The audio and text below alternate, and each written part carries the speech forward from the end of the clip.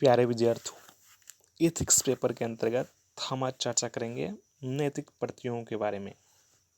और उस नैतिक प्रत्यय में सबसे पहला चीज आता है उचित और शुभ। तो आइए जानते हैं उचित और शुभ में क्या अंतर होता है।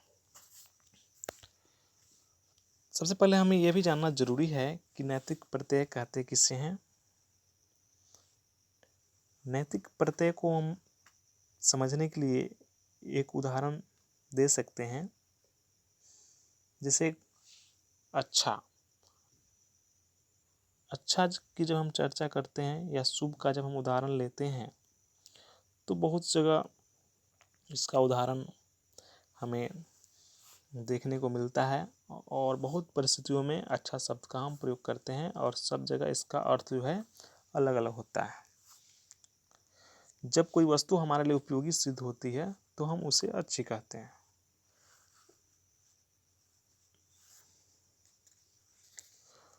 तो आइए चर्चा करते हैं उचित एवं शुभ में क्या अंतर है। उचित तथा शुभ की भिन्नता को समझने के लिए जैसा कि आप स्क्रीन पर देख रहे हैं, दो तरह के कर्म को समझना आवश्यक हो जाता है, प्रयोजन निरपेक्ष कर्म और प्रयोजन सापेक्ष कर्म। प्रयोजन निरपेक्ष कर्म जो है वो क्या होता है, ये हमें समझना है।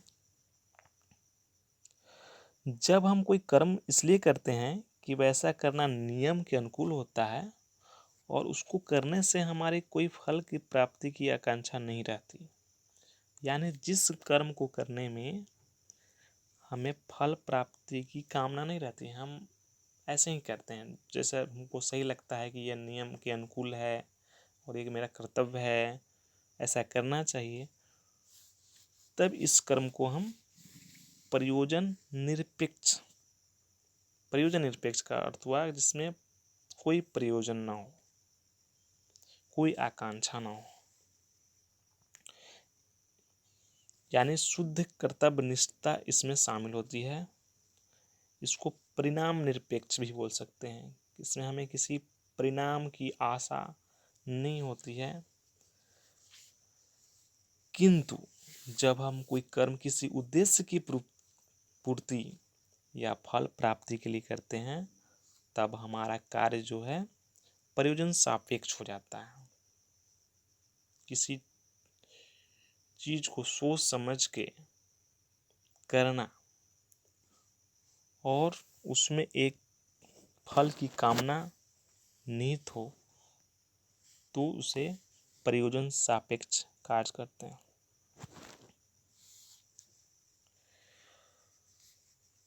कोई कर्म उचित इसलिए होता है कि वह किसी नियम के अनुकूल होता है।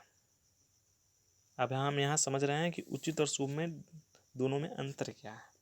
उचित कर्म उसे कहेंगे जो किसी नियम के अनुकूल होता है, और शुभ कर्म किसे कहेंगे, कोई कर्म शुभ तब होता है जब शुभ परिणाम उत्पन्न करता है।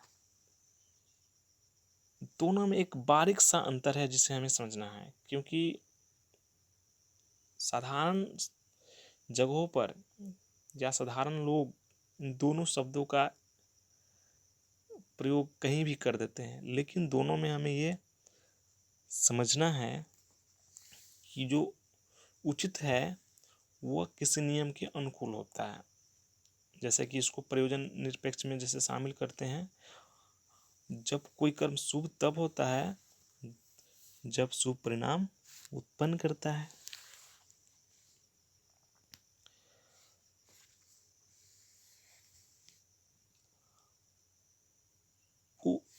उचित और शुभ का जो ये भेद है बहुत ही सूक्ष्म है। उचित को कर्तव्यनिष्ठ कर्म के लिए तथा शुभ को कर्म के परिणाम के लिए प्रयुक्त किया जाना चाहिए।